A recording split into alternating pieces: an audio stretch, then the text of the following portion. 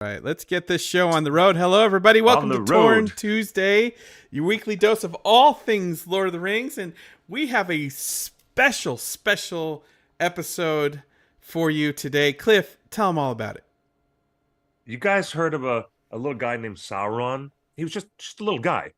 And when Peter Jackson wanted to cast somebody to play this bad boy that you may or may not have heard of, his name is Sauron. He is the Lord of the Rings. But casting department said, we need a little guy, just a little guy. He doesn't need to be too big. He doesn't need to be too intimidating. Let's get a little guy in here. And you know what they did?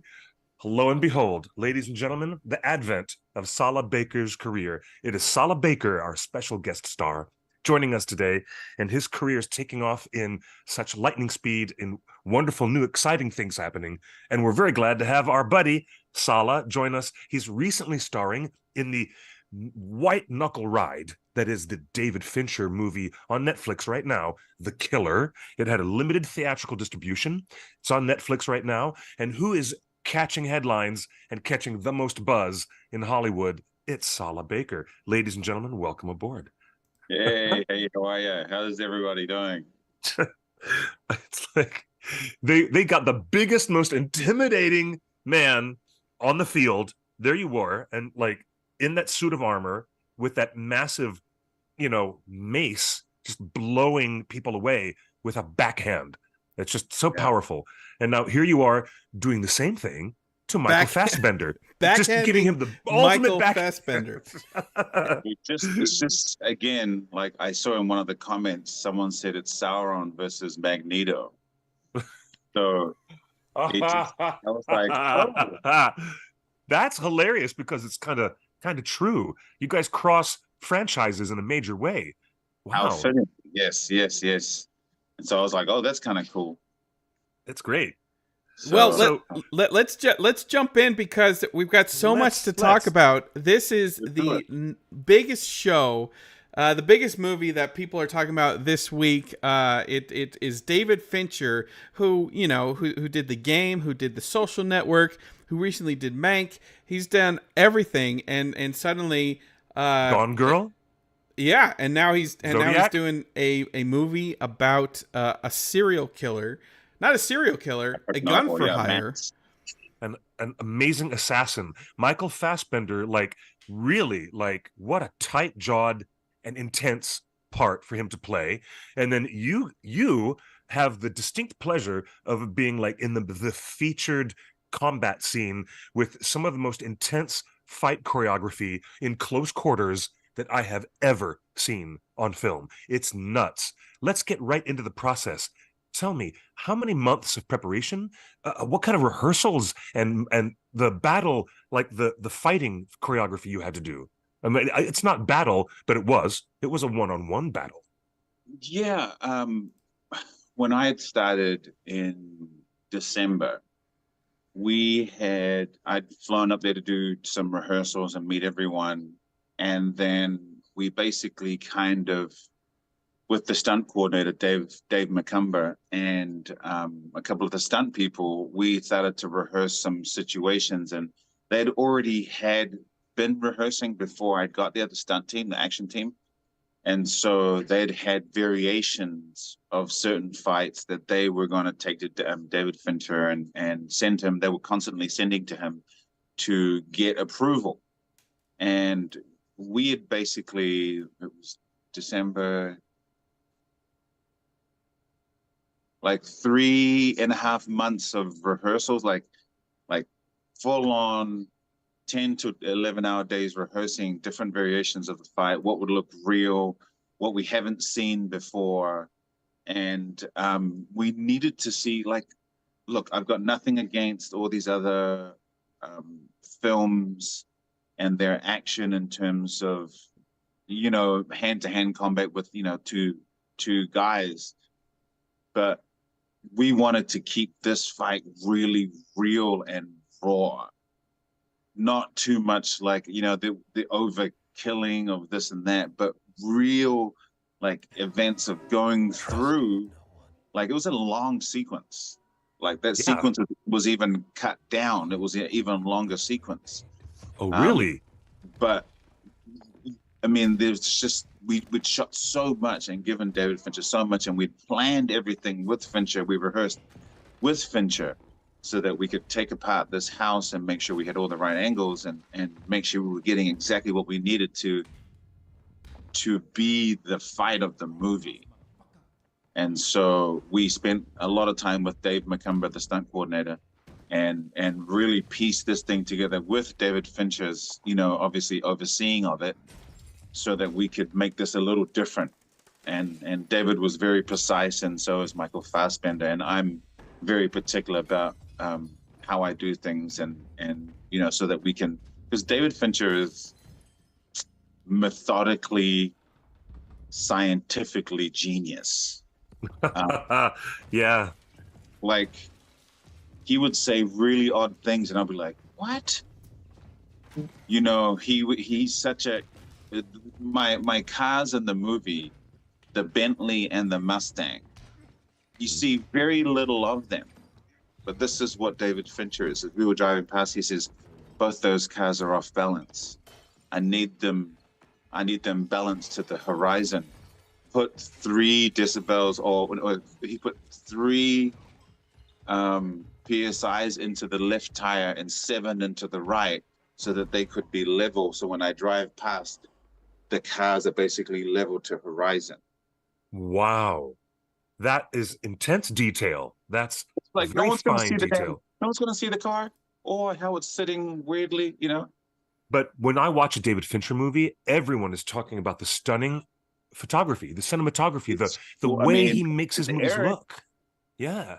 His DP. Great stuff. And so, like, he plans everything out.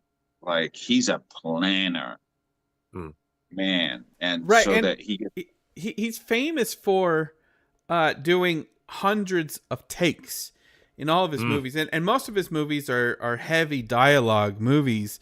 So I wonder, my question is, did he do 100 takes of every shot in the fight scene, or does he have a different process for these action scenes? Because you certainly can't take that. I mean, you probably can take that many punches if you're doing 100 takes. Wow. We did our fair few, but there were also pieces in the fight that the stunt coordinator had to talk to David Fincher, saying, hey, look, these certain stunt pieces in the fight, we can't really overdo.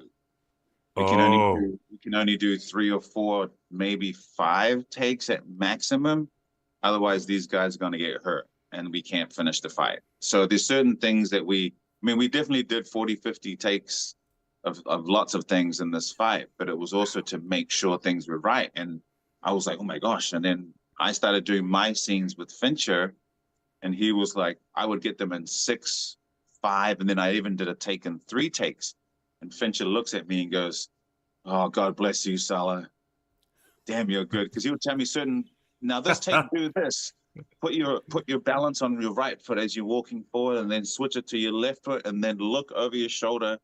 And then I would do it. He was like, perfect. Now do it like this. 3 takes. And I was like, I felt like I was getting a acting masterclass from David Fincher. And I did 3 takes in this one scene. And he was like, God bless you, Salah. And he walks away. And then he stands there, turns around and yells. He goes, Salah, I made Gary Oldman do 45 takes. Oh my God. Looks at me and goes, I can't believe that. That's amazing. Just blowing my mind. It was just like, holy, this is like, one does not just walk itself into a David Fincher film. No, but so how did you walk yourself into this? I mean, you've been hired as stunt doubles for the Deadpool movie. I think you were a stunt guy on Westworld. But you said you walked Deadpool, in. No, Deadpool. I was the older Fire Fist. Oh, that's right. Full featured character. Yep. So were you hired as the character? I'm the older version of Fire Fist in Deadpool 2. That's right. I love that. Call you back. Remember they flash forward to the scene where the casting.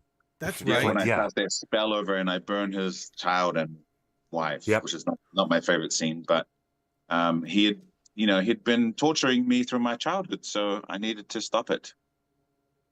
Yeah, This is I very remember true. that so distinctly. So you were fully cast as the character in David Fincher's new movie. The Brute. Yeah, they had been searching throughout the country. That had been going around a few times through a bunch of different people, and I'd heard about it. Oh, have you auditioned for it yet? And I was like, nope, nope, nothing yet. And everyone's auditioning, and I'm like, nope, nothing yet. And it just disappears. And my agent, my manager at the time says to me, "Hey, I've got this audition for you. You should have a look at the script." And I looked at the script, and there was heavy profanity and swearing. And I went back to my manager at the time, and I said, "Listen, this is awesome. Unfortunately, respectfully, I'd like to decline this role because I didn't want to be an angry brown man just yelling out profanities, like the thug in every movie." So I said, I'd like to just, respectfully decline this audition. She was like, "Okay, no worries." And so later on, about 3 weeks later, I get a call from the stunt department, David Macumber, and he says, "Hey, are you available? I want you to audition for this David Fincher film." And I was like, "A David Fincher film?" I was like, "Yes, absolutely. Absolutely, I'm auditioning for a David Fincher film." He sends me the audition. It's the exact same audition. Wow. So you almost just walked away from it without knowing what it was. Yes. And it came back to me. And I was like, "Oh, yes, I'm going to audition for that." And so, I did my audition, sent it in, and, I thought about it for a while because I was like, look, they've been searching for this role for months and they haven't found it. And I was like, well, what haven't they found? Because the description was large 6'5" male, white bodybuilder type. And that's not me. And so in my audition, I was like, what do I do that's different? And I decided, I was eating my meal prep at the time, trying to get my body ready for a new movie. And I was like, oh, that's it. So I just put my phone down like it is here, pressed record, and just started eating. And then just did my monologue for the audition. And that's the one I posted a couple of weeks ago. Oh, yeah. Of the Pacino scene in the movie Casino with what's his name, Joe Pesci. Yeah. And so I just just sent it in, and I got a call back within a few hours, and then they offered me the role, and I was like, yes. That's incredible. Now, tell us how it felt at seeing your name above the title, because I know as fans, we were all texting each other. David Baxter, Cliff, everybody was like, "Oh my God, Salah's in the credits in the trailer." Oh, it freaked me out because I was I can't remember where it was. Someone sent me a link and was like, "Check this out." And I saw the trailer and I was like, my name? Holy shit, my name's before Tilda Swinton. Wait, what? And then at the end, it had my name, and I was like, I emailed the producer, David Fincher's wife, Sian, and I was like, "Sian, I'm on the poster, and I'm on the on the trailer." She was like, "I've been hiding that from you for weeks, and I didn't want to tell you, and it's been my biggest kept secret." And she was just the sweetest. She was like, "David Fincher really believes in this ensemble cast, and you are a big part of it," and was just like, and I was like, oh my gosh, I didn't know what to do. I freaked out. And then for weeks, I still didn't realize what was actually happening. Because I was like, oh, my name's on a trailer. And I'm like, it's not a trailer. It's a freaking David Fincher movie. And I'm like, and someone goes, "Dude, you're top billing."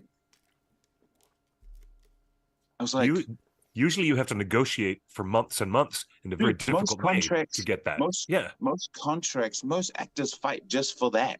Yep. Wow. I'm so impressed. I mean, Mr. Fincher was so impressed. And the overall results in the movie are dynamite. Nobody shoots a film like David Fincher. Nothing looks quite like a David Fincher movie. I want to ask two quick questions. Did you, because I'm originally from Florida, did you shoot on location in St. Petersburg or not? We shot that scene in New Orleans. In New Orleans. Okay. Yeah. Well, there's a lot of houses on stilts in Florida, so I Yeah. totally bought that. I totally bought that. But Diva, tell me about that beautiful dog. Oh Tell my me God. what your co-star was like. Diva, the beautiful pit bull. Tell me all about her. Eva was this beautiful pink pit bull, pinky brown pit bull. She was like the cutest thing. They brought her to work, and they're like, "Here's your dog," and I was like, she came to work, and I was playing with her. I was like, "Oh my gosh, she loves me," and I was like, "This is my dog for sure." She comes to me. She followed me everywhere. She just hung out with me. I smelled like dog, and my wife is allergic to dogs. Oh dear. So Oh dear. before I'd get in the house, I'd have to take all my clothes off and put them in the washing machine because full of dog hair because of Diva. But she was the coolest dog. Trying to get her to jump up and down all the time, and then having her with me as my dog. She's the coolest dog ever. I love that. I love it. You know what they say? Number one rule in Hollywood: never work with kids or animals. And here you are having a fantastic John Wick moment, a real John Wick character, and it was so great. I loved your relationship with the dog. Nothing against John Wick. We just wanted to make this more real and gritty. Like people have seen my fight with Jennifer Garner in The Kingdom. You know, that was real, and Jason Bateman, and it was like, I liked it with my fights because I've watched fights I'm a huge film fan also. You know, I watched True Romance, and one of my favorite fights was James Gandolfini and Patricia Arquette between a man and a woman, like my fight with Jennifer Garner, and then my fight with Lauren Cohan in Mile 22. We wanted to make these fights as real as possible, you know? And so we worked hard on it. And I stood up with saying, like, if I did certain things, you know, he wouldn't really get up. And we wanted to make sure that it was killer versus killer. And, you know, I knew you were coming after me. Mm-hmm. I knew you were coming for me. So I was like, this is going to be a good one, but it ain't going to be easy because you're coming to my house. Yeah. Do you know, in the narrative of the script, you and Tilda Swinton would have been two characters together in a scene that is never shown. It's just talked about afterwards. And it's this brutality we never see. But, you know, that would have been so cool to see you and Tilda just to share the screen for a couple of moments. I just imagine that. Yeah. I mean, I in the script, even if it was just a long shot of you see us two leaving, yeah, and me limping off, however, you know. But again, who am I to say? I haven't directed shit. I'm not David Fincher, and I don't know nothing, you know. So I'm just basically a nobody, you know, being grateful to be in such a epic film in such a stylistic, you know, creation, you know, because it's like, how can, like, if Fincher is a filmmaker, he's not going to make the same Seven movie, the same, like, every film is different. Every project is completely, you know, a flip of, you know, of the last film. So that's why I like it, because he's always trying to do different things and not what people want him to do. There's a comment in the chat room right now that says Sala Baker apparently doesn't age. Are you sure you're not really Sauron with the ring? Man, look, I try and, you know, look, I'm Samoan, so I have that. You know, I'm an islander, so we have that oily brown skin. I mean, we the coconut oil, I guess, in being in the sun all the time. But I don't know. I just got to keep moving. I guess drink lots of water and because a lot of my friends my age do not look my age. Mhm. You got those That's true. Hollywood looks. Speaking of being in the sun, let me bring this up on screen. Hollywood Reporter recently had a whole big feature called "The Next Action Hero Meet the New Generation of Ass-Kicking Movie Stars Who Can Take Up the Mantle of All the 80s Action Heroes like Schwarzenegger and Stallone." And I mean, they even quote those guys, even Liam Neeson right there in the headline. And as you scroll down the article, the very first name in the entire list, Sala Baker. So Oh, yes. how does this feel to get this recognition now, 20 years after Lord of the Rings? It's crazy because I just watched I watched the Arnold documentary on Netflix a couple of months ago, or maybe a month ago, and then we just watched the Stallone one recently. And man, I was born in '76, so I was a '70s baby that watched Arnold and watched Predator and Get Down, who the hell are you? And so, and I watched all these, Sean Connery and what was it, Remington Steele, and I was a big action guy early on and watching these guys, and then to see that, I was like, whoa, that's crazy. Because I mean, I just worked with Joe Carnahan, and he called me the Citizen Kane of stunts. You're working with Joe Carnahan right now? Wow. Oh, I've worked so much with Joe, but I've got a new movie coming out with Joe coming out next year. Yes, it's a crazy film. It's Omar Sy and Kerry Washington. Oh my that gosh. sounds great. I love Omar Sy. Yes. It really does. Let me ask you a little bit. You've done so much with the stunties, and you've done so much with fight choreography, creatures, monsters, notable villains, and now you are the Brute. The entire mega chapter of the film is dedicated to you, yourself, and it's just awesome. Now, would you like to maybe try something else that might be a little bit different, like a comedy, maybe a rom-com? Would you like to try? I mean, are you asking your agent or your representatives to send you things like that? Because I could see you in an ensemble comedy, absolutely, and it would be so. You are so naturally charming and funny. We never get to see you being that breezy, joking, off the cuff, funny guy that you can be so easily. But most of the characters you play don't allow you to do that. Well, here's the thing: what most people like. You've heard a lot of stories of actors and actresses of how they came through, where they came through to get their way through, right? Mine was through stunts and action and doing that way. But with the way I did it was just, I just never gave up and just went after it and just never, and, when we first met, I was walking around Hollywood with 50 resumes stapled on the back, just walking around waiting for actors to follow them to do the auditions. It was a hard struggle, and to now be in this situation where, because here's the thing, you sometimes don't get to choose which way you come. And when I first got Sauron, and that kind of was like, oh my gosh, that's the villain of all villains, and where do I go from here? And then every show I started playing villainous roles, and I was like, I don't want to be a villain, but you know what? Guess what? I'm this villain right now, and I'm the Dark Lord Sauron. And then that just kept on going to more villain roles, and I was like, oh, I want to play fun and nice guys. And then another villain, and I was like, you know what? I even Jason Momoa, he was like, bro, you want to audition for Aquaman in the scene? I was like, yeah, I'll do it. He says, do you have anything doing comedy? I'm like, I've never done comedy. So I sent in a thing, and they said, oh, it's hard to see Salah doing comedy because he's just done villains all the time.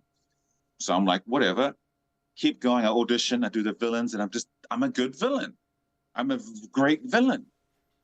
But just like everyone, you get put in a little place, and I'm like, I don't care if I'm put in that place, because that means I'm still working and meeting directors, meeting actors, meeting producers, meeting creators, whether I'm doing stunts, learning stunts just to meet producers or casting or act, whatever it is, so that every time I can keep learning new things. And with now having this, these amazing articles to say you can do comedy, I'm like, well, then now I get to show that because of making a name after being a good villain. It's like that thing, like, who is he to say something when he has nothing to stand on? But now everyone goes, Sala Baker, oh yeah, he was in that, he was the villain in this. Oh yeah. So then having that go, oh, maybe he can do comedy. I'm like, oh, I've always been able to do it, but you just see me over here in the box of villain, where I'm like, cool, if you want to see me as a villain, I'll be the villain. But that's not all I can do. That's just to get me to the point where people can go, hey, do you think maybe you should? Now we go, oh, let's give it a try and see what happens. And so for me, it doesn't matter what you put me in. I'm going to get there and meet people who are going to go, hey, so would you want to do this? And I'll be like, mm-hmm. That's how Okay, you do it. There's a question in That's the chat exactly how you room do it. about Bullet Train. What was that like? well, see, this is the good thing about stunts, like David Leitch was a stunt man. When I first moved to LA, he was a stunt man doing action. They started the action team over there. And so being in the stunt industry, like, started playing villains and beating up all the lead actors and certain things doing stunts. David Leitch started directing films with the John Wick series with Chad Stahelski. And then they're like, oh, who do we get to play certain things over here? So then I get a call I'm on Westworld doing the last scene where I'm killing Ed Harris on Westworld. And my phone's going off, my emails. They're like, dude, everyone's looking for you. David Leitch is looking for you. I'm like, well, he's got my number. They're like, oh, apparently he doesn't. Everyone's texting me, emailing me, phoning me. I'm like, I'm on set, dude. Calm down. I said, you need to call Dave Leitch. And I called Dave Leitch. He says, hey, do you want to come and do a day on my movie? And I was like, of course I would. And he said, it's only a day. I says, I don't care. A day is better than nothing. You directing, your stunt community, let's do this. I'd love to. Little did I know that his wife calls me and she's like, hey, the character's really cool. And I'm like, what is it? He said, well, the young version of Fire Fist, he's from New Zealand. And we just kind of thought you would be the perfect person to play the older version of Julian Dennison, Fire Fist. And I was like, what the frick did you just say? She was like, you're playing Fire Fist, another dope-ass villain. And I was like, I get a call that you're flying out to Canada, Vancouver, and I fly out I'm flying out 2 days before my birthday, and I do my 1 day of work on my birthday. That's wonderful. And then I get to set, and I'm sitting in the makeup chair, and Julian's down, sitting a couple of makeup seats down, and I see him. I say, hey, bro, because we know each other from New Zealand a little bit, not really. He's really young. And the makeup artist, Anne, is like, oh, so you have a twin brother? And I said, yeah, I do have a twin. And Julian goes, what? What did you say? I said, yeah, I have a twin brother. He says, I'm a twin. And I go, what? And then the kid next to him goes, oh, I'm his stand-in, and I'm a twin. No. So David Leitch cast me in the thing. I turn up, 3 sets of twins on set. On my birthday, I meet Rob Liefeld, who's the creator of Deadpool. He creates the older version of Fire Fist. I meet him. All these amazing things happen from stunts. And so I start playing these characters, Salah. Then all of a sudden I'm in all these other films with, Savages, with Oliver Stone, like all these different people and all these villain roles. When I first met Oliver Stone, the stunt coordinator goes, oh, hey, Oliver, this is Sala Baker. He was like, I know who you are. I've seen your fight in the Kingdom. And I was like, wait, what? You know who I am? So from the stunt things that I've done, people have seen me because I'm always fighting the lead actor or actress. Now, it's not an acting role, it's a stunt role that I'm like, give me the role, I don't care what it is, I'll do it because I'll be awesome. I'll make the best out of it. And then my presence on screen, everyone's like, oh, who is that guy? And then I just keep showing up in 24 and all these other shows from from when I first moved here, and just, beating up LL Cool J on NCIS, and being a big villain, fighting all these actors and actresses through Hollywood since '99 when I first moved here. So all that experience and meeting these directors and stunt people who turned directors. Now we have lots of stunt performers that have gone second unit to now directing and writing. So there's a movement that kind of, even though there's no right or wrong way to get wherever you want to go, just go and never give up. And so that's what I did. And even though I went all around different ways, I was like, I don't care whether I'm doing stunts or just helping someone out. I can learn something new every day on set. Like when I first moved here to get into SAG, I had to work as an extra to get my vouchers, my pink vouchers, to join SAG and pay $14.99 then. So you got to do what you got to do. And being an extra, I tell people, being an extra, you're getting paid to go to film school. You're on set, you're getting 3 meals a day, you're on set with actors, directors, casting, other film people, lighting, hair, makeup, wardrobe. You can learn this. You just free film school. You can be paid to go to film school, so why not do it? So when you change your perspective on looking at things, anything is achievable. Yeah, 100%. They say that the success in this business comes down to 50% luck, and 50% like just improving your craft. What do you think changed here in the last couple years that you're getting these feature roles in Deadpool, you're getting billing on the poster and the trailer? Like, is it just luck, or is it showing up and doing your best work? I work a lot as a stuntman because I've had great people who have put me forward and gone, oh, let's put Salah and put him in, and then audition and do these things. And I always tend to, work a lot. Now, I've done over 250 movies and TV shows over the last 20 years. But listen to this, even though I've worked a lot, imagine how many auditions I went on and how many auditions I missed to make that many, to book 250. Thousands of auditions over 20 years. Like, you're going in numbers and numbers and numbers. And to me, I was like, look, and I work a lot as a stuntman, and I was like, to be an actor, I have to kind of turn the stunt stuff down and make a conscious decision to go, I'm only doing stunt acting or acting stuff from now onwards. Now that means turning a leaf and turning away good money, and kind of hopefully it works out that you're like, if you trust in yourself and just go, no, I'm going to go do it. Who the cares? I'm just going to go for it. I came from New Zealand to America. I'm already here. I'm in America. I'm going to go anyway. I'm not going to go home. So I just was like, and so I decided to focus more on acting, and then it started to come, and I started to audition, and more opportunities started coming up, and people were like, hey, we want you to come in on certain projects and shave your head for one day. And I'm like, I'm good. No, thank you.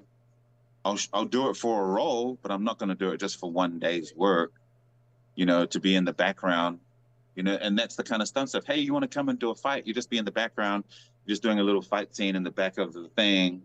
And, and I'm like, if I'm not getting seen, then I'd rather just give it to someone else who's trying to start and do that thing. Because I want to be fighting the main guy, saying a couple dialogue. And if there's none of that, then I'm okay. Now there's times where I'm like, there's no acting stuff and there's no stunt acting stuff. I'll take the stunts because I'm not going to turn down money. There's times where you got to do that, but you have to make a conscious decision to go, I'm going to turn down stunts and focus more on the acting side. And then these things started coming, and you know, and just focusing, and you know, thanks to God for believing in me. And so I, you know, all these things, because everything is a belief. You have to believe in yourself, because no one's going to. In order for you to get out of your own self, you got to go, hey, let's put ourselves in deep water. It might not give us the thing straight away, but if we just keep going and believing it and never give up, it started to give me auditions and fruition, and goodness started coming. And I was like, oh, is this thing working? And then the Fincher, and then I got, you know, I did the Dangerous Waters with Ray Liotta, his last film. Oh, that's right. Wow, yeah. I have a scene in his last movie, which just came out last week, you know? So I started getting all these little acting things that are really putting me out there. And so that's what's, you know, helping me, because the action thing is great. And being put in that light of Schwarzenegger and Stallone, man, you know, I've loved it. I'll take it and run with it because I love it. And I'll give it a bit of Sala Baker style, which is, you know, some people have seen a lot of that. So, you know, showing a different side is a cool thing, and I'm up for it. I feel that like is so excellent. I feel like there's a much longer conversation we could have about the new SAG contract and AI and stunt doubles and virtual versions. Like I feel like that's for another show.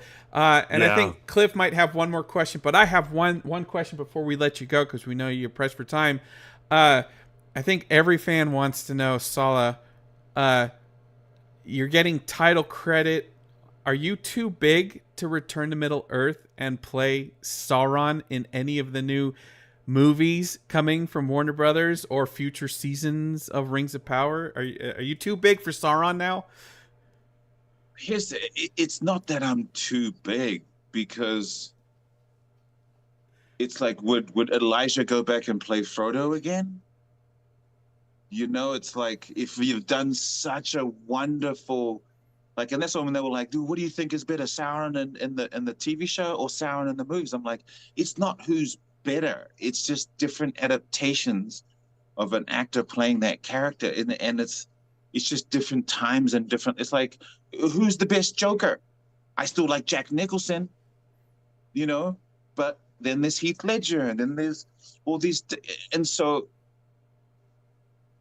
I'm not too big now. I'd rather not be in a mask now. If they were going to say, hey, Sauron is his physical form and his shape, and he has a face, it'd be a different story for sure. Mm-hmm. But you know, I've seen a lot of the Middle Earth stuff with Nolan directing, and all these different people with the different types of Aragorns and Saurons, and you know, muscular versions of hobbits and stuff, and it's just really cool to see.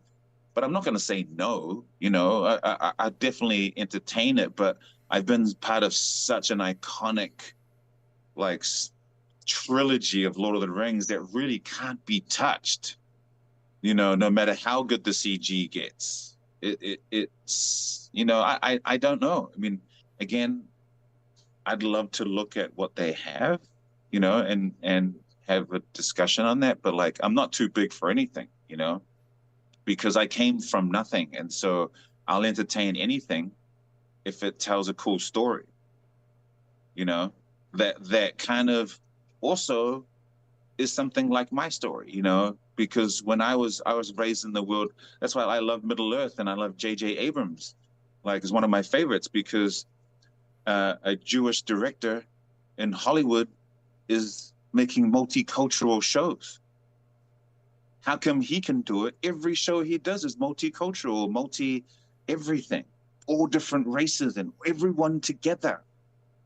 And so, like, and that includes my people too, Polynesians and different variations where we can just be in the same conversation. Like, how come all these war films and there's not one Polynesian in those war movies when there were so many Polynesians that were in the war films, like Saipan, Guam, like Philippines, like we're not shown in any of these. We were all in all these wars.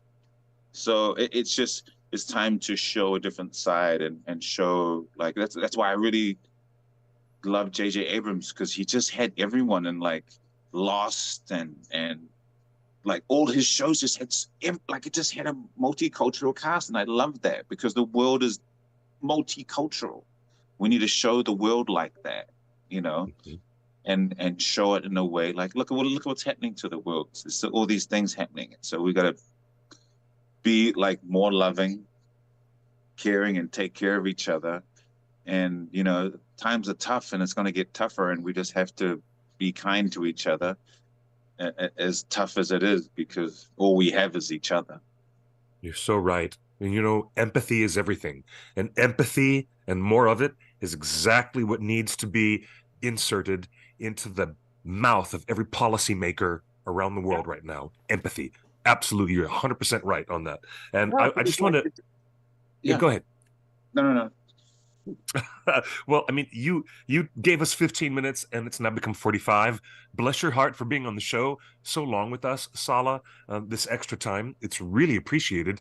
But you know, that your birthday being on September 22nd has not fallen on deaf ears in the Tolkien community. Well, we're always screaming and shouting about Frodo and Bilbo's birthday. We're also celebrating your birthday every year on September 22nd.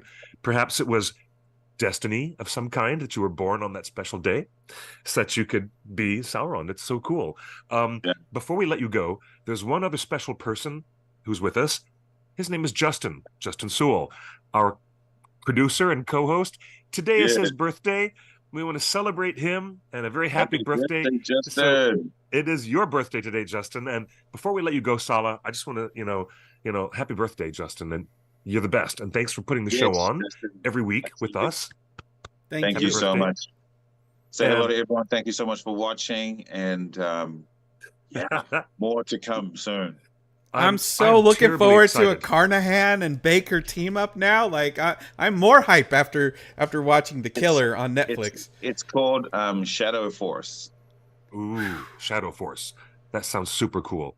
I'm going to start praying for my dream casting in the next Coen Brothers film, for you to be that charming oddball guy that steals the show from the whole Coen Brothers film. You know, I'm just waiting for you to have those magical moments of offbeat comedy, how, you know, incredibly appealing and friendly and funny that you are. I just want to see you flourish. And I'm glad to see you flourish right now, dude.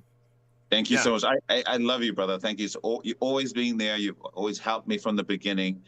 You know, you and David, and it's just you know, it's much appreciated. No one really knows, you know, what we know, but I appreciate you and thank you and you know, I love you, brother. Thank you so much. I love you too, Sala. You're the very best. And as they say back home in New Zealand, good on you, mate. Good on you. Cheer, bro. All right, we've got a bunch of Lord of the Rings news, so we're going to let Sala go. Thank you. Thank you, Sala. Good night. Best. Thank you, buddy. Bye. And everybody should watch The Killer on Netflix. And as you saw in that tweet with that clip of Sala fighting Michael Fassbender, it's actually best if you watch it in a theater, because the punches and the kicks are enhanced with a bass hit in the theater that you don't get at home, and the theatrical experience of that fight will make you feel that you've been beat up just watching it. Unless you have a big old subwoofer on your home stereo system, that's the only way to get that. It's an incredible fight, and again, David Fincher is famous for doing hundreds of takes with even the biggest Oscar-winning actors of all time. And here he is doing multiple takes for an extremely choreographed fight scene, as Sala just described, which is incredible. Cliff, I have a clip. Moving on, I have a clip. Speaking of early casting in Lord of the Rings, Garth in the chat is asking, is The Killer currently in theaters? And no, I don't think it is. It is. Yeah. It is currently? It is in theaters. It's not just playing in New York and LA. The Killer is in theaters. Look for it. But you can also watch it on Netflix right now. And also tomorrow in Los Angeles at the Academy Museum, they're doing a very special screening of the film. We should have mentioned that while Salah was with us. With him and the director and other actors are going to be there doing Q&A with the audience at the Academy Museum Theater, the one that looks like the Death Star at the corner of Fairfax and Wilshire. And that'll be tomorrow night, a special screening of The Killer. Yeah. That's awesome. But go ahead. All right. We've got some news to talk about, but first I want to bring this up, Cliff. I don't know if I piped the audio for this clip back into you, but let me just play it. This was interesting. Movies that I thought of that you turned down, and one of them would have been a monster. Was it Lord of the Rings you turned down? Yeah. And they offered you 10%. Yeah. This is the business now. 10% of the gross of the movie. I did the math for you to eat your heart out. Why did you turn down Lord of the Rings #1 because and #2? I didn't think Peter Jackson actually wanted me on the film. Because I think he was forced into talking to me because there was a moment in time when everybody wanted me and everything. And he's a fellow New Zealander. Right. You know? And so I can hear his voice. And I'm talking to him on the phone, and it's like, I don't think he even knows what I've done. You know? And I just knew that my instinct was that he had somebody else in mind, which turned out to be Viggo.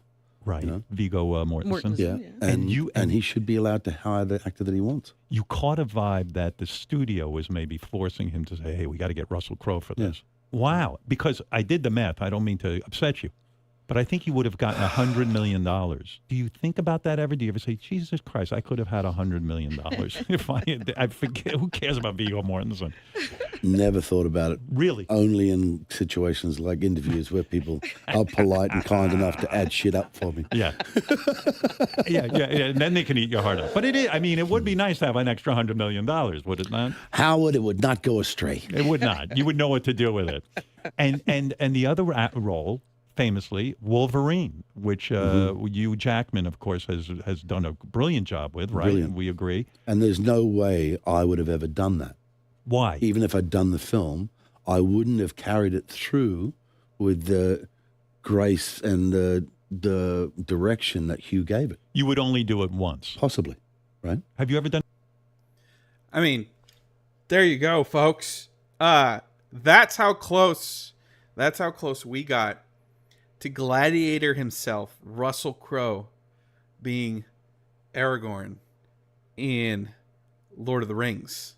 He would have been miscast. Honestly, knowing what we know now about I don't agree.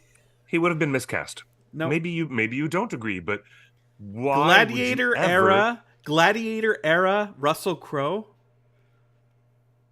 as Aragorn? Sure, but Lord of the Rings era Viggo as Aragorn? 10% of the gross. Getting offered 10% of the gross of Lord of the Rings. That's too much. That's too much. That is the studio saying we need a bankable star. That was where that pressure screw was coming in. And I can't imagine Peter responding to that kind of pressure. I really can't. And he's not that kind of filmmaker. He's not that kind of filmmaker. Come on. Well, and Russell Crowe points that out right there in the clip where he says, Russell is a New Zealander, Jackson is, and Russell could hear it in his voice. Sometimes the accent can cover for your true intent in a conversation, but Russell clocked it immediately and was like, "This guy doesn't want to talk to me." During the 7th says Russell Crowe would have made a great Boromir. Now you're talking. Excellent casting as Boromir. I love Sean Bean. Sean Bean was the excellent casting and is perfect, but I wouldn't sniff at all at Gladiator era Russell Crowe walking in as Boromir. I wouldn't be bothered by that. And let's rewind just a couple years now. in the dark ages of the last 6 years, when we didn't know nothing about Amazon's Rings of Power, one of the names that I personally kept championing to cast in Rings of Power, and it's not too late, Amazon, call Russell Crowe. Yeah. You want to get improved ratings in Rings of Power future seasons? I'm telling you, Russell Crowe as one of the kings of one men, of the kings who becomes one dwarves, of the Nazgul or dwarves. Oh, hey, I like the Nazgul thing. I like him being the Witch King himself. The idea is that these kings of men desire power. Remember that bit of dialogue? And Russell Crowe could really get into that frame of mind as a character who really wanted more and was ambitious at all times. And to be offered the preternatural powers of a ring of magic, and to exchange it for servitude to another Dark Lord, when you yourself want to be a lord of your own domain, that is the ultimate wheelhouse of Russell Crowe. That would be a great character palette. And look, Russell Crowe was the tormented insider, the tobacco insider in Michael Mann's incredible The Insider, where he is tormented internally with what is the right thing to do versus what is the contractual thing to do. And I excellent film reference. Yes. And I think that is what could be at play in the Rings of Power, where you have kings of men that make a deal, make a contract with Sauron, and have to choose whether to uphold the bargain that they made, the Faustian bargain, or do the right thing. And I have to believe that not all the Nazgul went peacefully. Not all the kings went peacefully into the night. Oh no, there's some extraordinary possibilities of storytelling that Professor Tolkien never really touched upon. Imagine the spiritual coercion that Sauron would put into force. That's some good stuff that Tolkien laid the groundwork for, but he didn't specify it. And if they want to play around in that sandbox, then yeah, bring on Russell Crowe as the future Witch King. Unless we have already seen the future Witch King, and it's Theo. Common conspiracy theory that Theo is the future Witch King of Angmar. I want to respond to Daisy Kim in the chat room, who says, I prefer the lesser name actors. They bring less preconceived baggage. Here's the thing. There are certain characters. Fair too. That is fair, yes. There are certain characters in Tolkien's Legendarium that could do well with the baggage of the actor cast. We are supposed to be in awe of Sauron's physical presence. A big brute the size of, I don't know, The Rock or someone like that would be the intimidating factor. We're supposed to be in awe of some of these elves that are supposed to be ageless and deathless, right? And I think Russell Crowe could be bringing Russell Crowe's baggage, a good baggage and bad baggage as a celebrity, could enhance our feeling to the character he portrays. And it's the same thing I feel about the Blue Wizards. If and when they do the Blue Wizards, I feel like the Blue Wizards are a chance to have some stunt casting, some big names from certain parts of the world, where as soon as we see them on screen, we are in awe of their presence, like Christopher Lee. And Ken Watanabe comes to mind immediately as one of our favorite fan castings for one of the Blue Wizards. Really does. So I agree. Amazon's path of casting all these no names, that's fine. But I think there are certain characters who are so important to the Legendarium, who make such critical decisions at really critical moments, that if you have to communicate the presence, the power, the aura, and the influence of a certain character immediately, you cast a big name actor that might have that, might have that presence already. And that's why I think Russell Crowe is perfect for Lord of the Rings. Whether it's the new movies from Warner Brothers or future seasons of Rings of Power, I still will not stop campaigning for Russell Crowe to participate in Lord of the Rings. I'd be down for him to be Aragorn's father, Arathorn. Imagine him, trying to save his child from the destiny of his own lineage. And when he dies, then his mother has to save him and take him to Rivendell to be raised by the elves. Cool part for Mr. Russell Crowe. That could be cool. Yeah. Now, people in the chat still speculating. I really hope that the stranger is a blue wizard. I don't think he is. He's a probably gray not or gonna a white happen. or a multicolored wizard. He's all Gandalf, all the symbology, all the hand holding the apple in the posters, all the dialogue, and the follow your nose. At this point, if they don't call him Gandalf or Lorin, then they're just treating fans with disrespect. This is the very definition of a mystery box. If he's not Gandalf, doing everything they did to that character is just unnecessarily mystery boxing something that should have been fun and enjoyable for us. Instead, it's like, ooh, let's make it a mystery and the fans will love guessing. Exactly. Nobody likes it. I promise you nobody likes it. Nobody likes these debates that we have all the time. Nobody likes do it. Not like that. Don't like that mystery boxing. Speaking of not liking things, Netflix has decided that they don't like He-Man anymore, and Masters of the Universe is looking to move to Amazon. That's right. Masters of the Universe is coming to Amazon after Netflix passes on a future movie and TV show. So this is just another fantasy series. How many fantasy series can Amazon get? They've got Wheel of Time. They got Rings of Power. They're doing so much fantasy that they're adding even more fantasy. And now it looks like Masters of the Universe will be coming.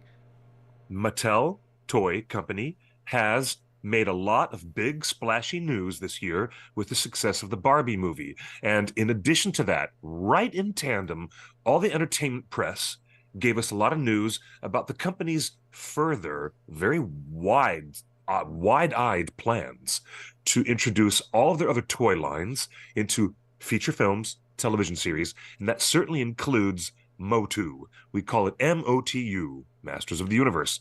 So after the astounding massive box office success of Barbie, Mattel is definitely sticking its antenna out for things like Masters of the Universe and all their other toys, games, and board games that could be extrapolated into other entertainment properties. This is one of their biggest IPs.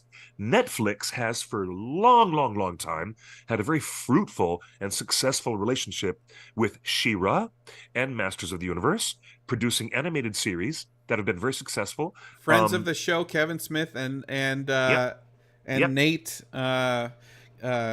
Ginger Hazing. Yep, Stevenson. That's right.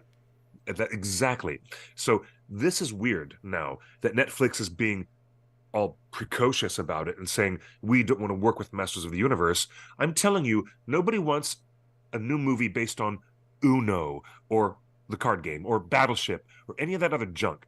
People definitely have a strong appetite in the fantasy marketplace, as you correctly identified, for He-Man and the Masters of the Universe. There's a big nostalgic kick and a big appetite for that IP. So I find it very weird that Netflix is sniffing at it and letting other people try to bid. It's just weird. Well, yeah, that's the name of the business. Things pass along the way. We've got more movement stuff about to talk about, and Another big news, Amazon, who just announced a giant AAA $100+ million budget Lord of the Rings online MMO RPG, is now laying off 180 employees in its game division, including most of those here in Southern California, where the game is actually being made. As far as we know, none of the layoffs are happening at the game developer for the Lord of the Rings game. It's happening at like marketing divisions in games and some Twitch employees, I think. But we have looked at some hiring job sites, and Amazon Games is hiring to work on the big Lord of the Rings MMO game. These games usually take 3 to 5 years to make. So they're hiring right now for that game. And in the midst of all these huge layoffs in the gaming industry. The weirdest thing we will continue to remind you is that Amazon Games MMO RPG of Lord of the Rings is not based on Rings of Power at all. It is set in the Third Age and will be its own story unrelated to the TV show. That means there is still no merchandise for Rings of Power, no toys, no action figures, no board games, nothing no for video Christmas, games, no T-shirts, no colorful scarves, nothing. There's nothing, and Amazon isn't even making a game. When they got the gaming license, they're choosing not to make a game based on the TV show. I'll just leave it at that. Moving on. Speaking of things that move, everybody's talking about Warner Brothers. That is one of the most fascinating entertainment stories to come along in quite a while. And I'm sure that if you're watching any of the social media and the outcry on film Twitter, especially the outcry on film Twitter, you've heard about David Zaslav, the CEO, the greedy SOB CEO of WB, that's a lot of alphabet, trying to take a completed feature film of Coyote versus Acme, which is a live-action animation hybrid in the spirit of Who Framed Roger Rabbit, starring World Wrestling Entertainment star and action hero John Cena. And there they are with a completed $70 million film, or however much they spent on it. It's got 90% test scores. Test audiences are loving it. All the test audiences that are at the marketing screenings are like, this is awesome. We're having a great time with this film, with the Roadrunner, the Wile E. Coyote, and crazy Looney Tunes characters. And John Cena. Involved with real-life actors. Cena. Crazy. And imagine the new tech, all the new technology for doing Who Framed Roger Rabbit style hybridized animation and live action. What did they do? What did Warner Brothers do? What did David Zaslav do in his infinite wisdom? For a tax write-off that was less than the amount they spent on the production, they agreed to shelve the film entirely, never release it, even though it's completed and tests very highly and everybody wants to see it. It's just bonkers. And you'll forgive me if there's ambient sounds. We can't even hear it. But I saw tweets from United States congressmen today saying this tax loophole sounds illegal. It sounds like someone setting fire to your building to collect the fire insurance. That's basically what they're doing here. Exactly. According to a congressman, is maybe the FTC should be looking at some of these tax write-offs. Like, how do you make a whole movie, choose not to release it just for a tax write-off? Well, in the days since they made that announcement, the news is reporting that hundreds of meetings were canceled with Warner Brothers. Directors, producers, and writers and stars canceled meetings because they don't want to work with Warner Brothers anymore based on this decision. And now Warner Brothers is shopping the movie, allowing the producers to take the movie to another studio. So Amazon itself, or Universal, or Paramount, or Netflix, or Apple could potentially release a Looney Tunes Wile E. Coyote movie. And imagine, with characters that have been associated with the Warner Brothers studio for 70 years or more, imagine a huge feature film with Looney Tunes characters, and the title card in front of it would be Amazon Prime or Paramount, a different studio logo. Can you imagine that? And that speaks towards the hubris of these CEOs and their disdain for the artists that they hire, and their contempt, their open face, even their behavior during the recent labor strikes shows how much corporate level management has contempt for the creatives that they hire. Well, and this isn't the first time Warner Brothers has done this. Last year they canceled Batgirl, a completed movie. Indeed, they did. They just shelved it for the tax write-off.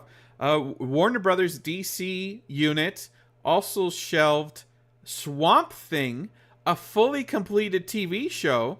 They just put it on the shelf, and only recently can you watch it now for free on Tubi, which is not even a Warner Brothers owned thing. And Warner Brothers has done this in the past. In fact, they produced Slumdog Millionaire. Oh, yeah. And then they lost faith in it, and they told the producers, hey, find someone else to buy it. Another studio bought it and won Oscars. Best Picture. It won Best Picture and made nearly $100 million at the box office for a movie that Warner Brothers said, go away. Why are we talking about Coyote versus Acme, Cliff? Because there's a short-sightedness on the way studios behave, looking for the bottom line and looking at cutting costs without looking at how that hurts or damages their artists and how they cultivate relationships with creatives. And we're leading right into this next story with this. But I have to mention the shows that Warner Brothers is canceling is Batgirl, one of the preeminent DC Comics characters that everybody was looking forward to. You have Wile E. Coyote, one of the most, and Roadrunner, two of the most successful Warner Brothers cartoons of all time. Thanks to Chuck Jones. Thanks to the legendary animator Chuck Jones. To Warner Brothers. What I'm saying is, this means there's another Warner Brothers project that is also based on a Warner Brothers IP that is also animated. That's what I'm worried about. The War of the Rohirrim. If Warner Brothers decides, oh, you've been developing and working on the War of the Rohirrim anime movie, suddenly we're just going to not distribute it and put it on a shelf forever. Do you know, like I said on Twitter, like I said with the animated GIF of the mob, the torch carrying mob. Don't describe a tweet, please. Well, how about that? I mean, when you've got an angry mob, it's like a Simpsons style thing. You know, there's always the angry mob waving torches and coming at you. But Lord of the Rings fans probably would be very, very, very upset. Well, very upset. I think if the War of the Rohirrim was treated that way. Well, what about the studio executive interference on the Hobbit movies? There's chapters to be written about that. That's what I'm saying. Yeah. Lord of the Rings is not untouchable. It's not immune to being messed with by corporate malfeasance. That's right. And we have a history of corporate meddling in the Hobbit movies, and now we have Warner Brothers shelving their own characters. It's off. That's awful. And it's just as likely to happen to the Lord of the Rings anime, War of the Rohirrim, as it is likely to happen to anything else. It's embarrassing, really. It's, do you know, from the artist perspective, and Justin, you and I personally know a lot of comic book illustrators and artists and animation people. We know a lot of animation artists. Do you know how hard it is how it crushes the artistic soul to work and work for years of your life, and to be so dutiful in your pursuit and ambitious in your pursuit of the painstaking craft.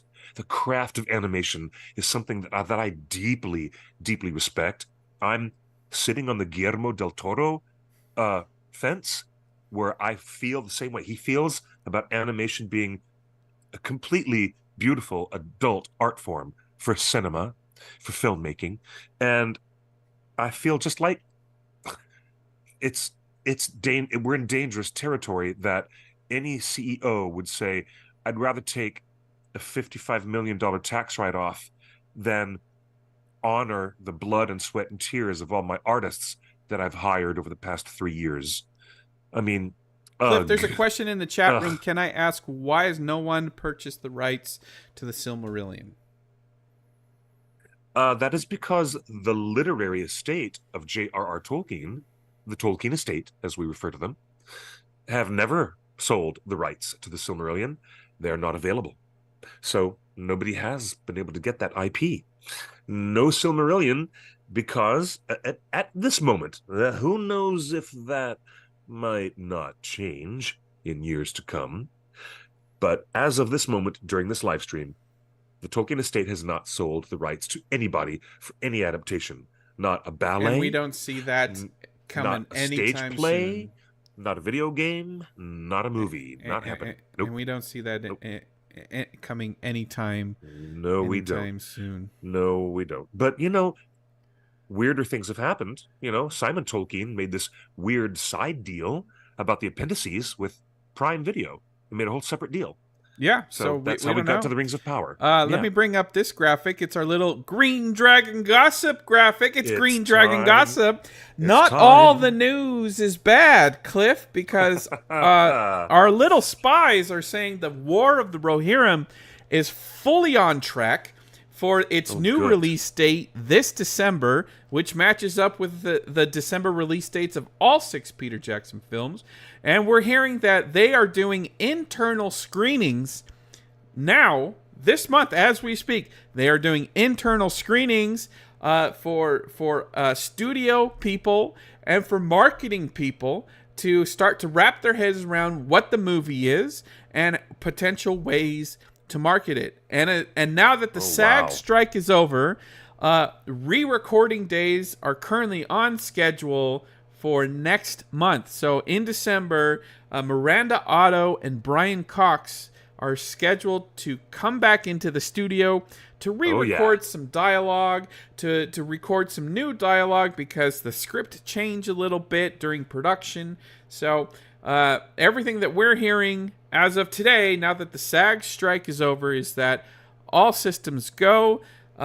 All internal teams at Warner Brothers are reviewing the movie as it is right now, and there will be not reshoots, but re-recordings now that the SAG strike is over. So that is the good Green Dragon gossip for War of the Rohirrim. And for people in the chat room, we're like, when are we going to get anything new for any of these things? Well, now that War of the Rohirrim has been pushed to December, we fully expect a big Comic-Con presence in July for War of the Rohirrim and for Season 2 of The Rings of Power. This coming July 2024 is going to be a big centerpiece of Lord of the Rings coming back to Hall H and coming back to Comic-Con for a big marketing push. And I would assume that Season 2 of Rings of Power is going to be just as flush with money and marketing and events and the side banners on the side of the train and all over the buildings. And what will War of the Rohirrim be doing? Imagine them bringing horses to the Padre Stadium. And Brian Cox cursing at us. Brian Cox cursing at us while he rides around on horseback in the stadium. That's going to be awesome. I'd be down for that. Our final big conversation of the night has breaking news. This is hot off the presses. Cliff, we texted about this just before the show, and we're like, we have to talk about this. Let me tee it up, because as of yesterday, November 13th, it is the 6-year anniversary of. Well, this isn't gossip. This is fact. This is the 6-year anniversary as of yesterday of the announcement of Amazon acquiring the TV rights to Rings of Power. We've shared on social there on Facebook and on Discord and on Reddit. We have a whole timeline of how Rings of Power came to be from November 13th, 2017. And in that very first announcement, 6 years ago yesterday, Cliff, I can't tell you what it felt like on my birthday to basically get this news on my birthday 6 years ago. Amazon was only entitled to a TV series, no films or made-for-TV movies. Amazon confirmed a 5-season commitment. And I just want to highlight that. And I will continue to say that Amazon could be the best steward of a Lord of the Rings TV show we could ever hope for. Because as we just talked about, Netflix, after having multiple successful TV shows of He-Man, said, that's enough He-Man for us, go away. Amazon is not going to do that. Amazon is committed to the full 5 seasons of this show, plus spin-offs. And we hear that they're working on spin-offs right now. So there is a 5-season commitment to this show. We're not going to get through season 2, and they're going to say, you know what, Lord of the Rings isn't worth it. This isn't Netflix. This isn't any other network. Jeff Bezos's $1 billion bucks ensures that we're going to have a complete story be told. And they said that on day one, and we as fans should hold them to that. So anyway, I won't go through the whole timeline, of Patrick McKay and JD Payne getting hired, all the way through. And then the original meet the team behind Lord of the Rings. This video is kind of weird right now because half the people in this video left the project. They're no longer writers. They're no longer producers. They're no longer creative designers. This is the video that highlighted Tom Shippey. He was out. Like, literally half the people that they announced are no longer on the show. And by the way, you saw Patrick McKay and JD Payne right there. We still do not have any confirmation. It's been over a month since the writer's strike ended. We still have no confirmation that JD Payne and Patrick McKay have re-engaged with the show while it's in post-production. And then, of course, you just saw director J.A. Bayona. He has bounced to Netflix, and he's no longer doing anything with Amazon. So half of these people aren't even involved in the show. But I wanted to highlight, getting to our story today, the breaking news today. That's a picture of the first cast reading where they had multiple cameras filming it. That is, you can see there are 2 giant, very expensive. Those are $80,000 4K cameras right there on the left and right side of that picture. We still have not seen any of that footage because we haven't seen any actual BTS. But I wanted to get all the way to February. No, it was August. When August 2021, 4 years. Wait, 17, 18. Yeah, 4 years after Amazon bought the rights, they wrapped production. And the next day, while the entire cast and crew and the showrunners were nursing hangovers from a wrap party, Amazon announced that they were moving production away from New Zealand and moving it back to the UK. They announced this under cover of night. They hired a secret company to box up the sets and put it on containers and put it on ships under cover of night. When we're told that the showrunners did not know that this was coming. We're told that none of the actors and none of the visual effects people that put their blood, sweat, and tears into every chainmail and every piece of leather and every weapon and every backdrop, no one was told that production was moving. In fact, Amazon had hinted at everybody, including Weta Workshop, that they were going to make 5 seasons and they were going to make it there in New Zealand. And so they negotiated with the New Zealand government for the biggest tax break in government history for the production of Lord of the Rings. Now, why does the richest company in the history of the world need a tax break? I don't know. But Amazon had negotiated the biggest tax break in the history of the New Zealand Film Commission, based on promising the government in New Zealand that they were going to shoot 5 seasons in New Zealand. And then the day after the wrap party, they bounced and they told New Zealand, hey, keep your tax dollars. Keep your rebate. Sorry, we're leaving. They didn't tell anybody that they were doing this. They just left. That's right. It's a level of ghosting we haven't seen ever at the corporate level. They ghosted an entire country and all of those artisans. Cliff, talk about what you heard from all those artisans. There was economic fallout that was most grievous for a lot of vendors and artists and hardworking craftspeople who were set on a financial journey to work on years and years of these 5 seasons, because Prime Video had promised to stay there and shoot their TV series and to take all that government money, all that delicious government cheese, and they took it. They got those tax incentives, but the people who suffered the most was the guy down the road who bought a bunch of 3D printers so he could print out swords and chain link for making your armor and your mail, and the people who forge arrows, and the people who had to invest in, all the new IT and all the networks and the infrastructure. I'm even talking about the people who would do the weaving and the costumes, like to get supplies of wool, massive supplies of raw materials to make massive amounts of costumes, because they make 6 copies of every costume for every person on screen, and then they have to destroy them, and then they have to make them be on camera in different versions of the same costume. And we're talking about people that are represented on that level of craftspeople, all out of jobs, all of their finances gone.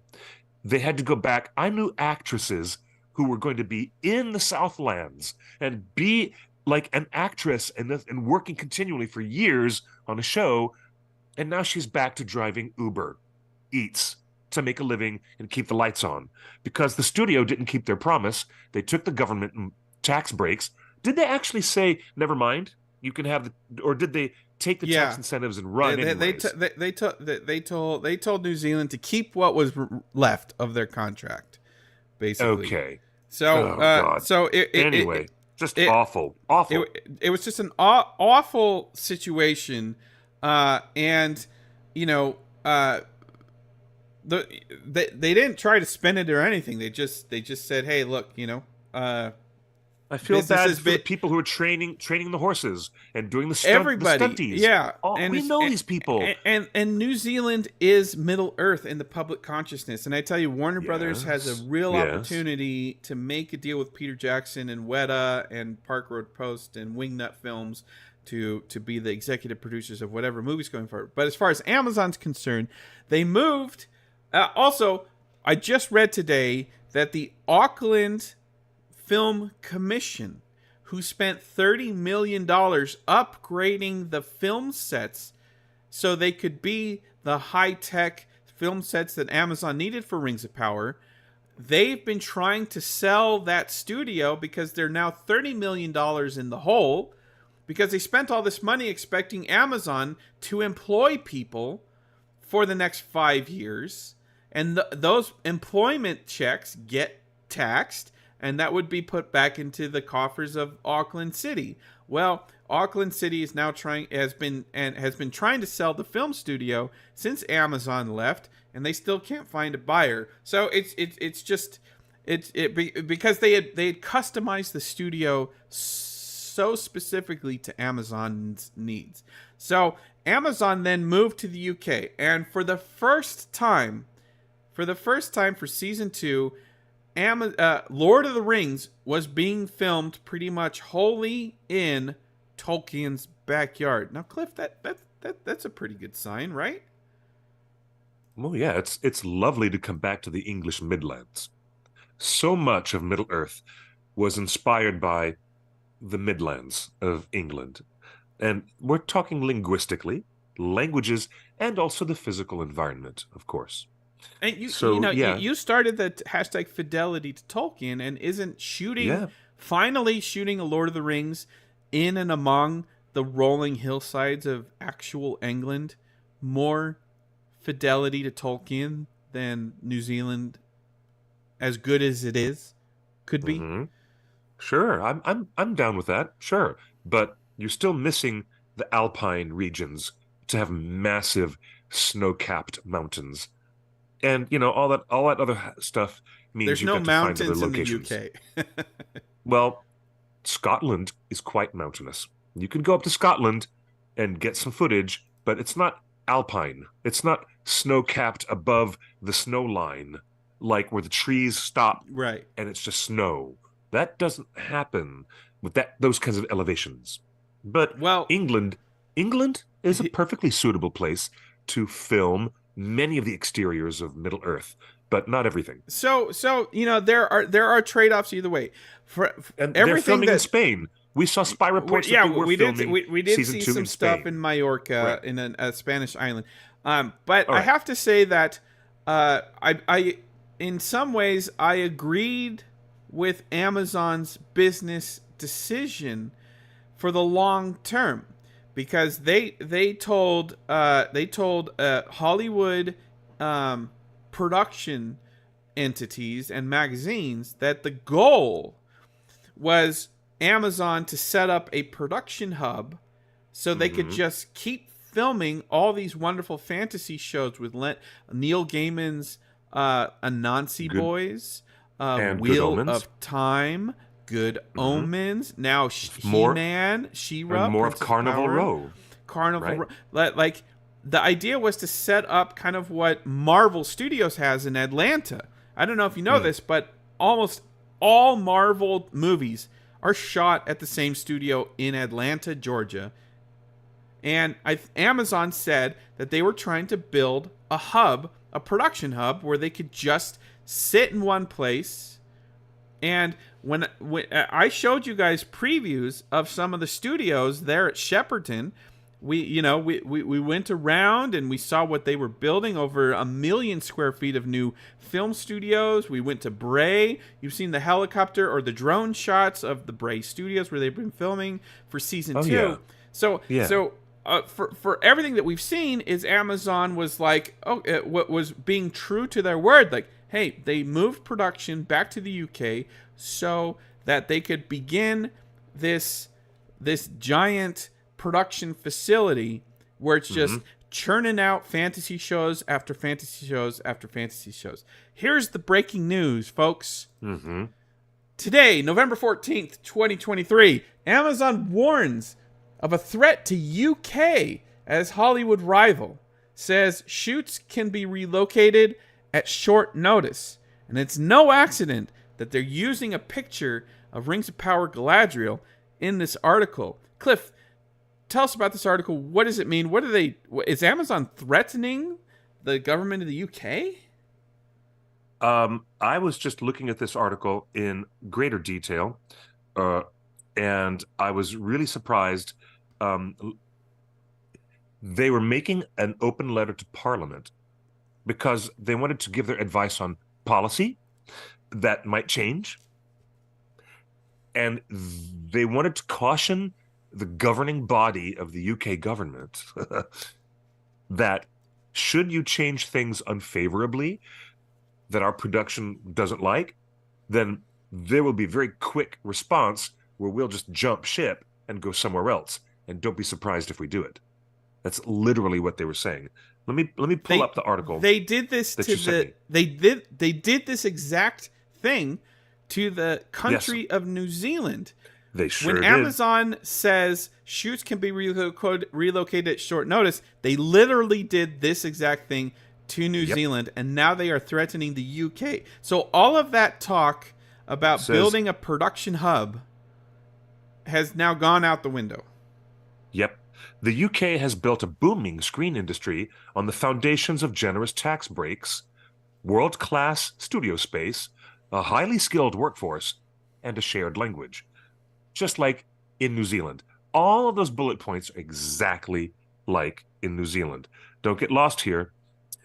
British Film Institute research showed that 92% of the United Kingdom's record $7.8 billion production spend in 2021 was from foreign production.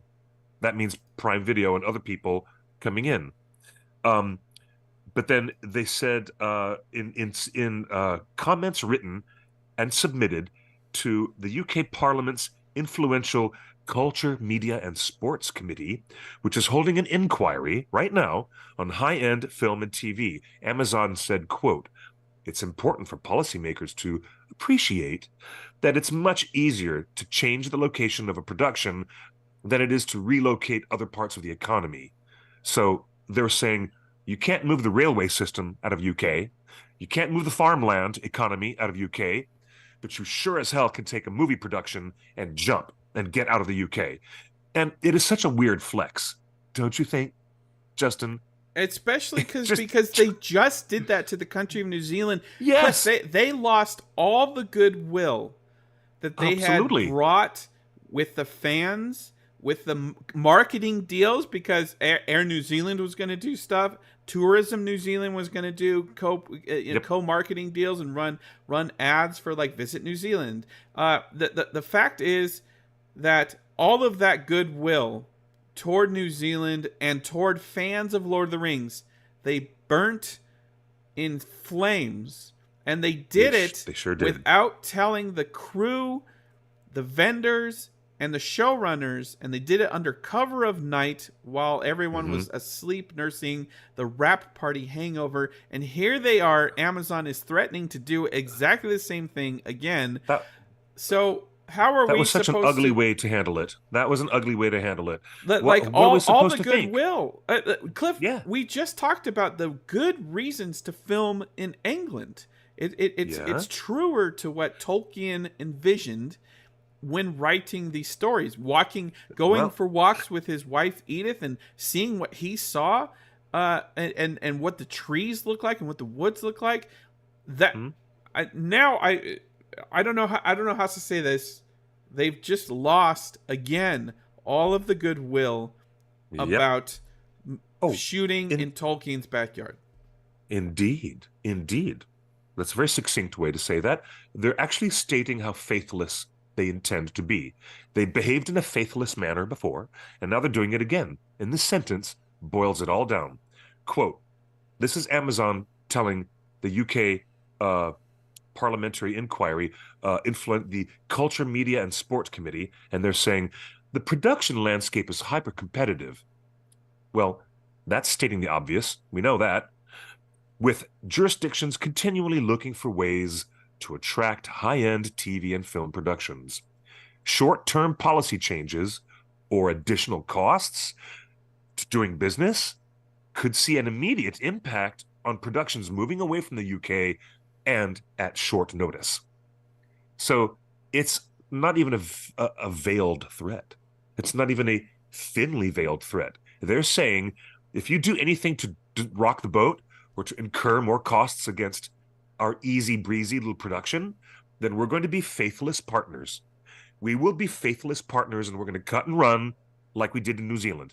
And that is why you said what you said, that they're putting themselves in the position of losing the goodwill that could be earned in relation to how the location of filming, everything about doing Lord of the Rings was all about doing it in New Zealand. And now that's done. Now we're going to talk about the ongoing merits, the plus side of filming Lord of the Rings TV series in England. Yeah, okay, we'll talk about the merits of that. But you're not going to earn any goodwill if you're saying shit like this and telling the UK Parliament, hey, don't make things uncomfortable for us, we're going to dip as fast as you can Cliff, say, knife, this, we're out of here. Does this make supporting the show more difficult as a fan? If they act capricious, if they behave capriciously again, then yeah, it's going to just shatter faith. There's no if. There's no if, Cliff. They've already done it to New Zealand. There's no if they go that route. They have done. I know. Cliff, would you respond to this? The chat room, Durin in the chat room says, maybe it's good for us not to have any ROP merch. Good for us to not have any Rings of Power merch? Really? I don't know. I mean, is this company just beyond saving? I don't know. No, I mean, I would like to have, some cool art pieces or some collectibles or or behind the scenes books, 4K cool things like DVD, that. A 4K DVD with bonus features.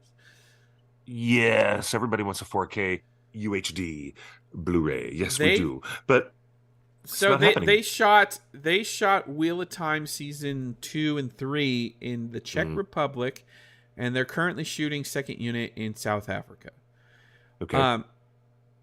Cliff, where is J.R.R. Tolkien's birth country? It's South Africa, Bloemfontein. Is there a chance? You see where I'm going with this?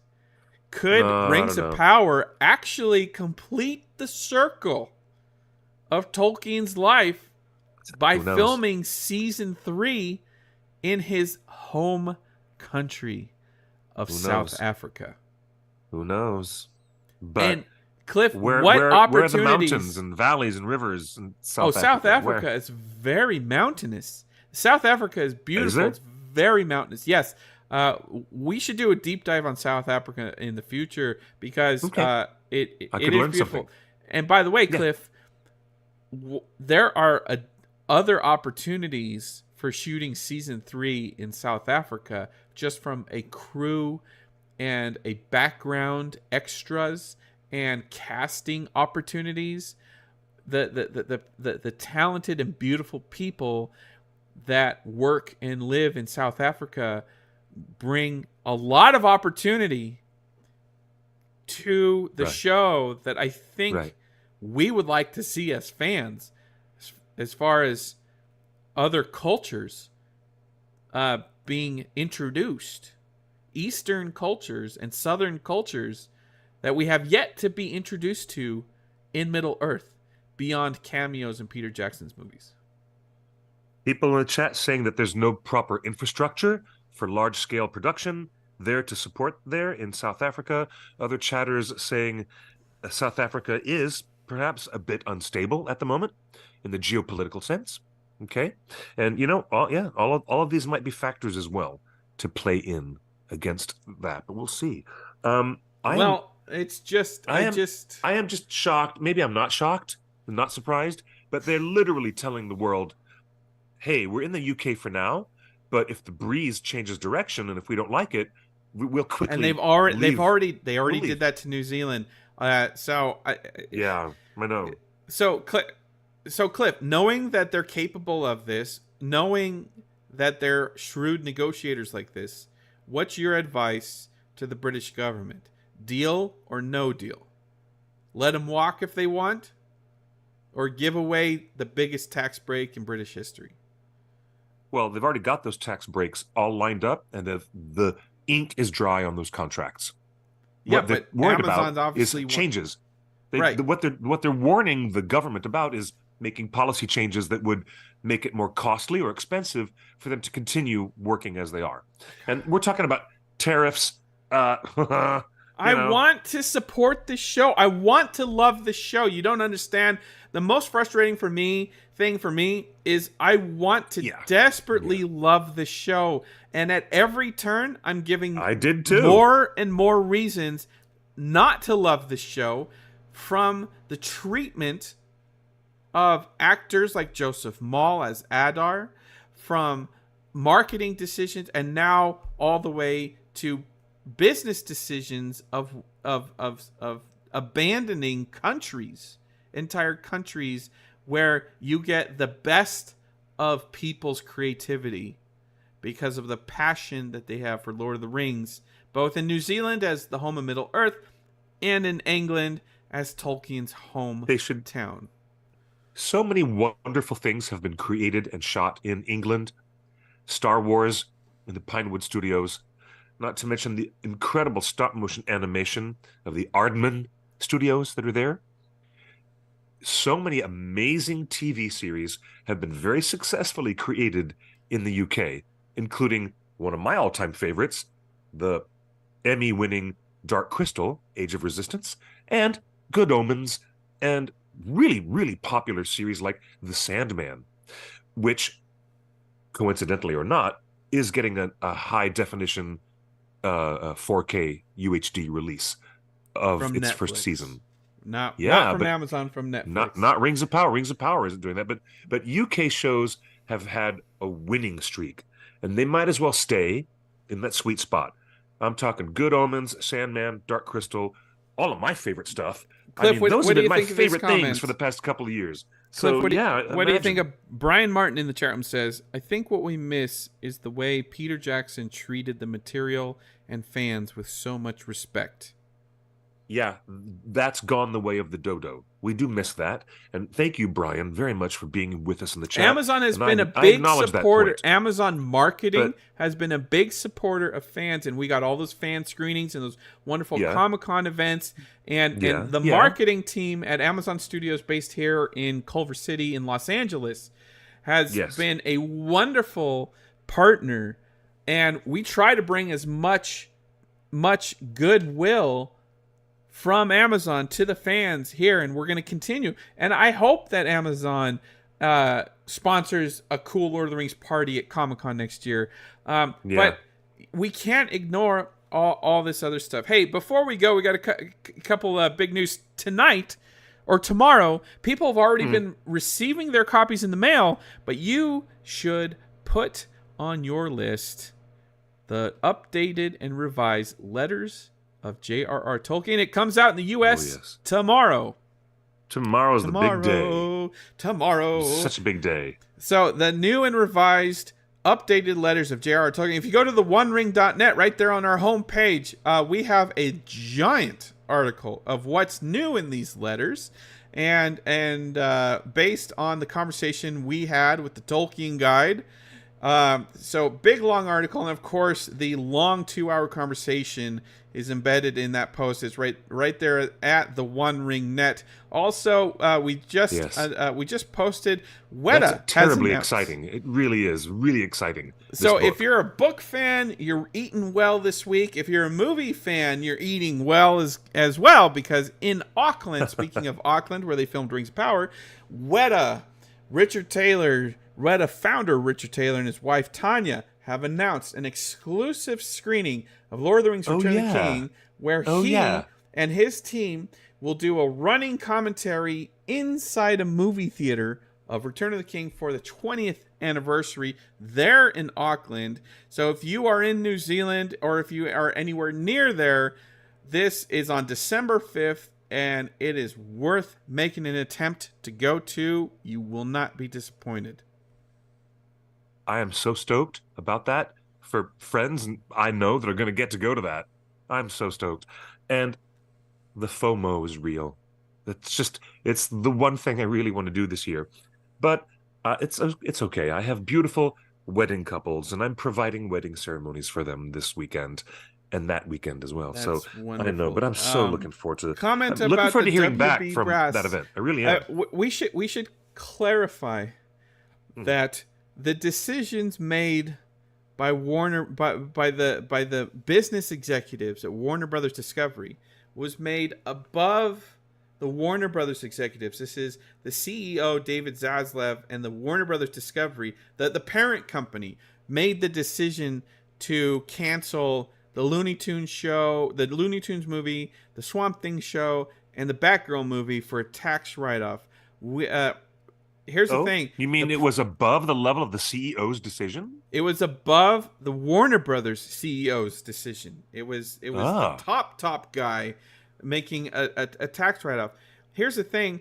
The current co-president of Warner Brothers is Mike DeLuca, who is the one that he was an executive at New Line Cinema at New Line, who greenlit the trilogy and bet the house. He bet the house of New Line Cinema on Peter Jackson's Lord of the Rings.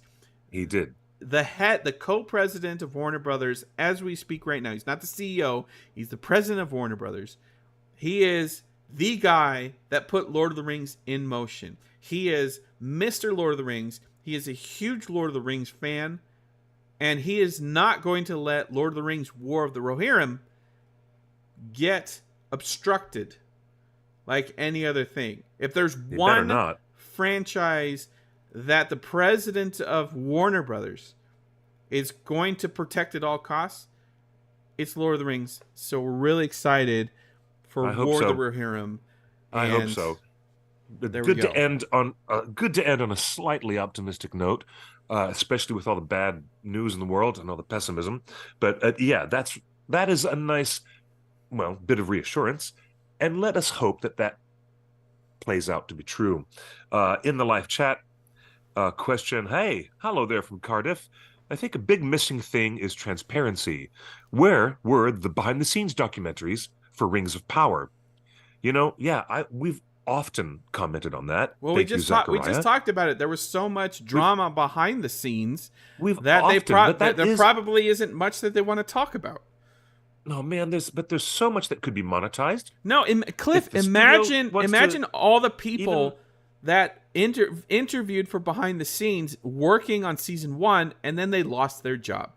You think those people are going to be happy if Warner Brothers now makes a documentary about, look how happy we are making chainmail. Lord of the Rings is back in New Zealand.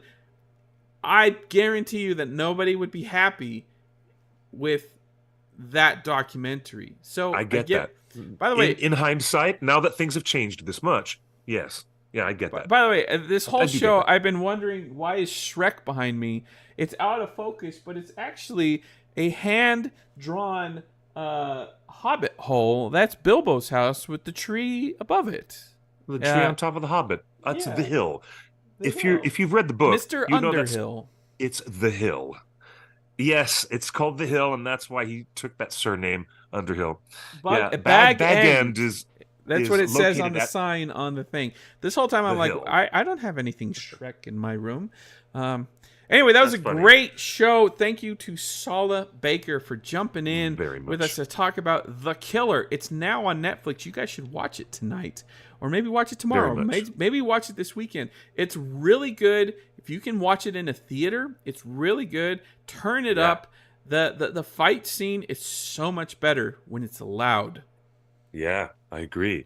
It's really awesome. It's a really dynamite film. And, congratulations again to Sala Baker for such good things happening and for his good work he's doing. His name's on the poster. It's in the trailer. And he's got top billing with Tilda Swinton, and it's so amazing. And Magneto fighting with Sauron is one of the coolest geek moments we could have right now. So incredible. Thank you for that. Thank you, Sala, for being with us. Shout out to you, brother, and much love to you where you're hard at work and getting things done. And to your lovely wife, many blessings to you guys. Thank you for being on our show, Sala.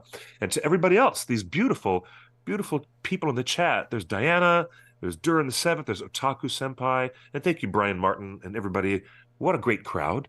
And it's just time to say goodnight because, it's been a nice long show. Next week, we're going to have more mischief and more gossip and more good news to cover in the world of J.R.R. Tolkien and the Lord of the Rings. Do run out. American book buyers who are not buying online, run out to your retail stores tomorrow and get your copy of the revised and expanded Letters of J.R.R. Tolkien. And it's okay to put it on your Christmas list, by the way. Absolute must-have. It's a great gift. The ultimate. I'm so excited about Cliff, this. It's a great gift. Cliff? Sure is. It's a great gift. Are you telling me that because it's your birthday today, It's Justin? a great gift, Cliff. I'm just saying. It's a great gift. I hear you, Justin. And okay, that's all I have. Happy birthday to you. Oh, we're going to get copyright stricken by Warner Brothers. Well, no copyright for singing happy birthday to you. Oh, boy. Happy birthday, dear Justin. And happy birthday to you. And many more. Okay. Thank you very much. This is Torn Tuesday, your weekly dose of all things Lord of the Rings. We're here every Tuesday, 5 p.m., and the archive lives on Facebook and YouTube. Hit that subscribe button, and we will see you. I don't know. I might see you on Thursday night as Matt, Nerd of the Ring, celebrates his 1 millionth subscriber with a very special stream on Thursday night with Nerd of the Rings. We all have to support the #1 Tolkien tuber. He's just a good guy. So shout out to Nerd of the Rings for hitting 1 million, and you're on the road to 5. We didn't even mention that in our whole broadcast. We didn't mention. I'm mentioning it now. He hit 1 million, and it's going to be. I'm glad you mentioned that. This coming Thursday will be a great community event for all of us. Let's be there to support him, as he's one of the best content creators out there. Otaku, I have not read the books because they make a great gift. Clifford? This guy's crazy. I love it. You guys, thank you again for joining us. We will see you next week on another live edition of Torn Tuesday. Same bat time, same bat channel at 5 p.m. Pacific time. Follow us on all social media. I personally am at QuickBeam2000, and the rest of us are at TheOneRing net. Take out the dot. And you can find us on Twitch, Twitter, Facebook, YouTube, and all those good things. Be kind to one another. Remember what Salah was saying about empathy?